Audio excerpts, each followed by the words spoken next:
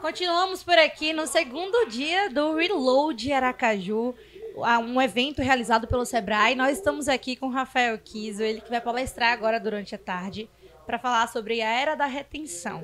Eu quero que você conte um pouco para quem está em casa nos assistindo, o que a gente pode esperar da sua palestra de hoje. Olha, muita gente fala que a gente está na era da atenção.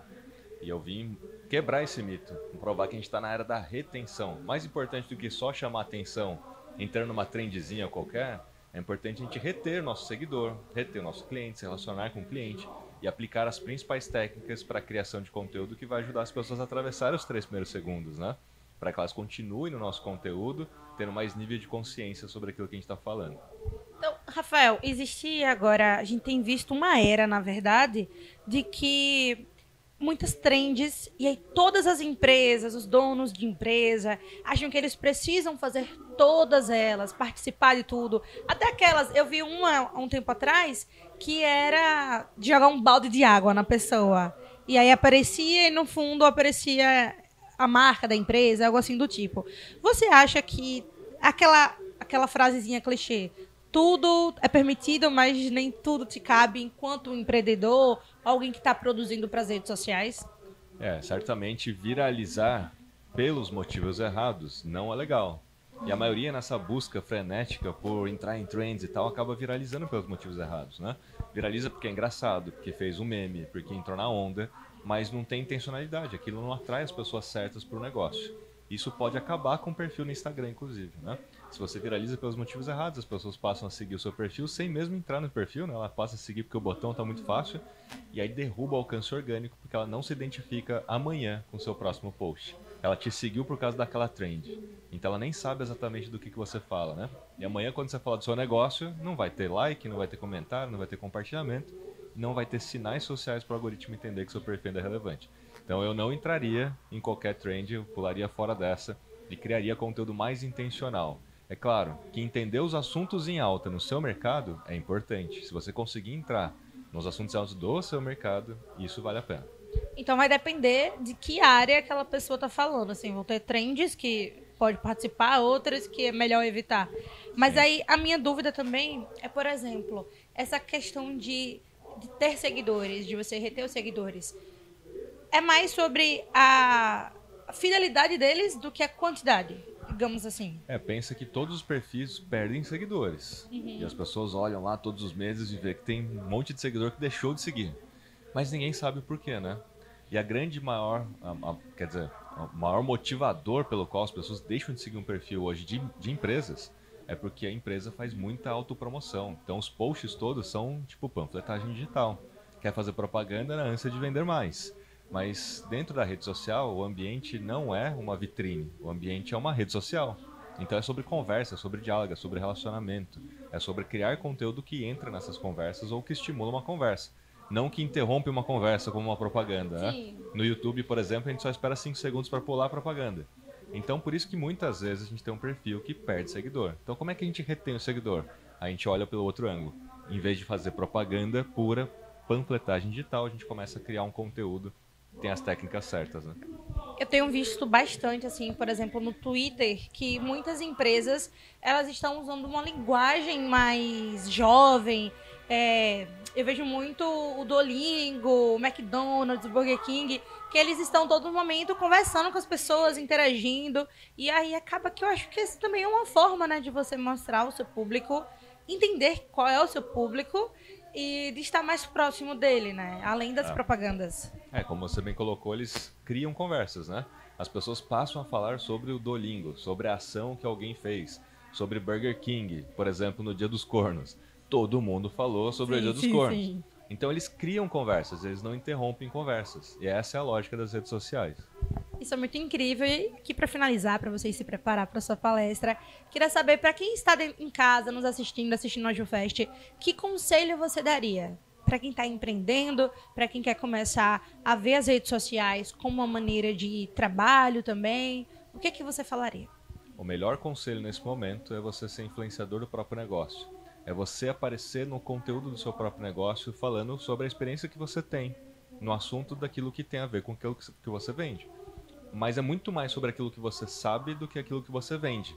para que as pessoas de fato passem a confiar em você e necessariamente vão lembrar mais de você do que do seu concorrente. Afinal de contas, você é quem está criando conteúdo todos os dias, entregando valor através do conteúdo, então existe a reciprocidade, né? Você não está só aparecendo para ela tentando vender alguma coisa para ela. As pessoas não gostam que venda para elas, né? Elas estão abertas a comprar, mas elas não gostam que venda para elas. Então, se você está o tempo todo ali disposto a tentar ajudar ela através do conteúdo em primeira instância, ela vai lembrar muito mais de você do que do seu concorrente. E aparecer no seu conteúdo torna o seu conteúdo mais autêntico, mais humano.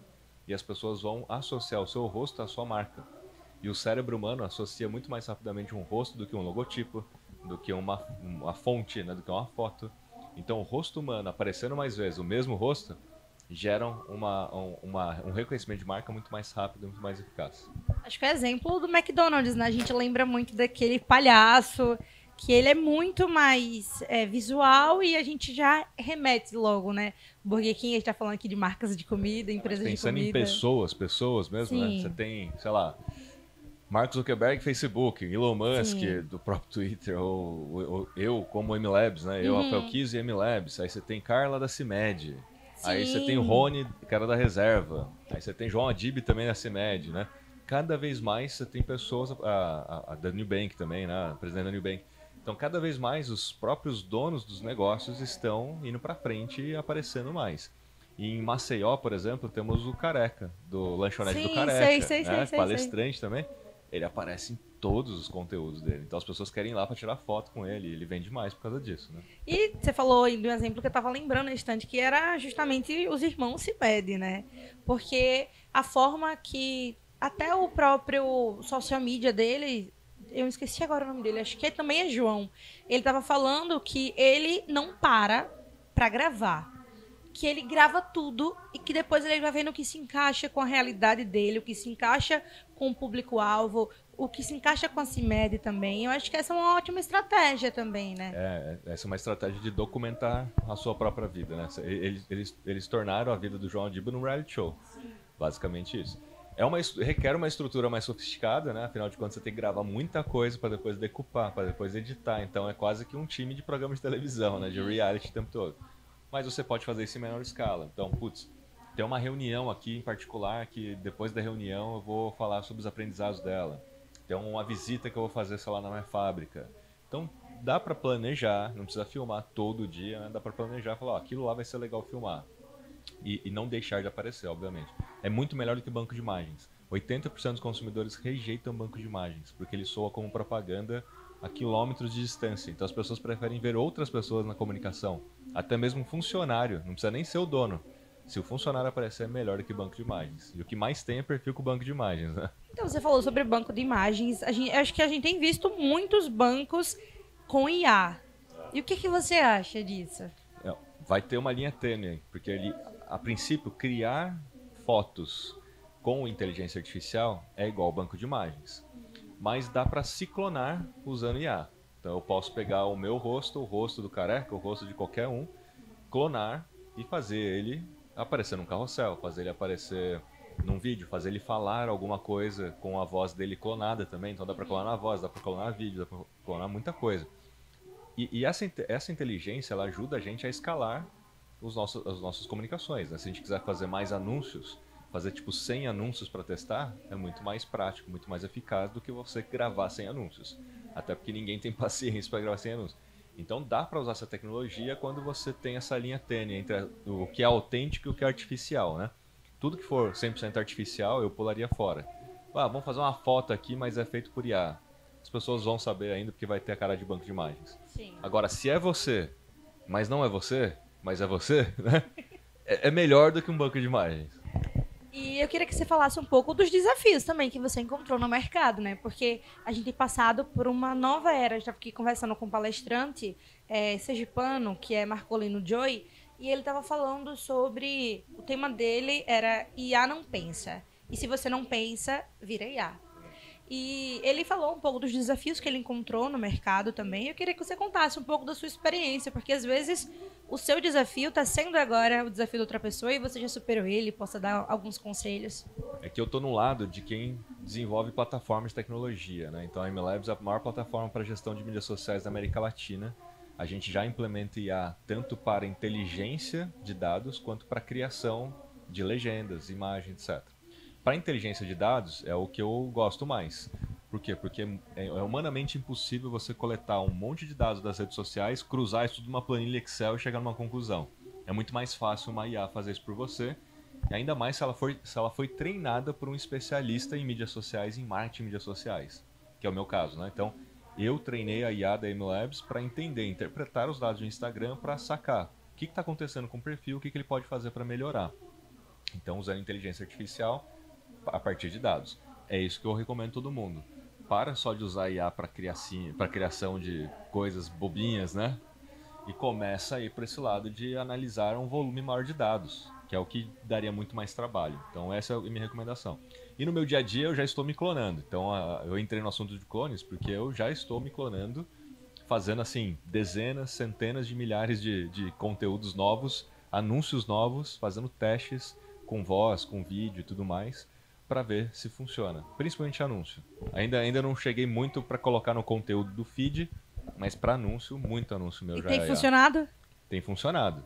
É claro que muita gente desconfia, então o que é bom, né? Ainda há uma... A gente deixa claro, é que a galera não lê, né? A gente deixa claro que é uma IA. Sim. Mas o fato é, as pessoas comentam, eu acho que é IA. O que é bom por quê? Porque tá muito bom. Se ela não tem ainda a certeza se é IA ou não, é porque ficou muito parecida, né? Mas quem me conhece mesmo ainda vê que tem ajustes para fazer. Mas ainda vai chegar lá. Em breve a gente já tem uma evolução grande nesse ponto. Sim, eu acho que também as ferramentas estão evoluindo, né? Acho que vocês que trabalham nessa parte. Porque como jornalista, às vezes quando eu vou lá, eu tenho muito isso. Rapaz, será que isso aqui é IA? Você fica na dúvida. E teve uma imagem que eu compartilhei. Eu disse, gente, repara o que aconteceu. Aí os meus amigos, Mavi, é IA. Caiu na pegadinha. E eu caí várias vezes. Mas também, antes eu tinha, a gente tá falando sobre isso de IA com Joy, que por muito tempo, enquanto estudante, eu tinha essa questão de, meu Deus, então a IA tá vindo aí, vai tomar meu lugar como jornalista, ninguém vai me contratar mais para escrever. E aí quando eu comecei a fazer alguns cursos que falavam sobre checagem de IA nas eleições, checagem de IA para produção de conteúdo, uso da IA, teve uma professora que ela falava o seguinte, que às vezes é melhor você se aliar ao que você acha que é o vilão, quando na verdade não é. Você vai ser um aliado, porque enquanto uma pessoa que eu dou conselho para quem está em casa nos assistindo, deixa de entender, de buscar estudar, de buscar compreender o uso da IA, e só tem aquele receio, tipo, não, isso não é ruim, olha com crítica para quem usa, né? Você acaba ficando para trás de quem está usando. Porque hoje em dia eu digo que facilita muito a minha vida. Eu quero entender um tema e eu vou lá e peço várias referências. Então acaba facilitando o nosso dia a dia também, né? Não, te dá superpoderes, né? Então você hoje é muito mais produtiva, provavelmente, do que sim. antes.